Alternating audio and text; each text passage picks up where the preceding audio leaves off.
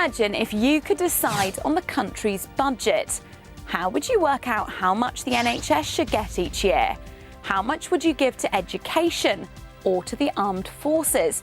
And what would you do to reduce the UK's deficit? Well, for students across the country, these difficult decisions became reality when they took part in Chance to be Chancellor. It's an annual competition which gives 14 to 18-year-olds the opportunity to tell the government how they think public money should be spent. Over 2,800 students submitted a mock budget online, and 249 of them competed for the title of Youth Chancellor by justifying their spending decisions.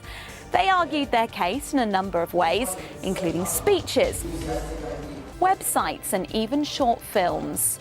Clipbank went to the prize-giving ceremony at Her Majesty's Treasury at the end of March, where the winner and 9 runners-up were announced.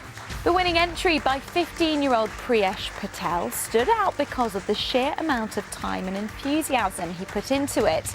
He delivered a speech, produced a video and ran a session at his school to get fellow students' opinions on government spending.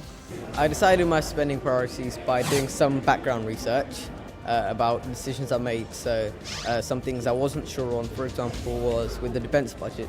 If you were to scrap the nuclear deterrent, what would the effects be of that? And I had a quick search on the internet about how important it is for our nation and what scrapping it would mean, how much we would save. All the finalists found it difficult to strike a balance between making cuts and protecting public services. I wanted to cut down on everything first, but education I almost forced myself to put more money into, because I believe that everything comes from education. I think without education people can't prosper. There's no entrepreneurs. That means that there's not enough jobs for people. So I think for society to develop, people have to be taught in multiple ways for that to happen. I've learned that in order to make it sustainable, there's going to be risks in whatever area you choose to change, as that sometimes these risks can't be avoided, but you need to sometimes go over them to experiment and see how things will work out. The results of all the online entries were collated to create the youth budget.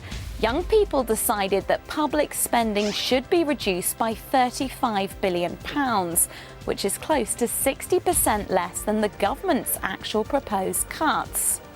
The competition organisers said the standard of this year's entry shows that young people do care about current economic challenges and understand that decisions made now will affect their future.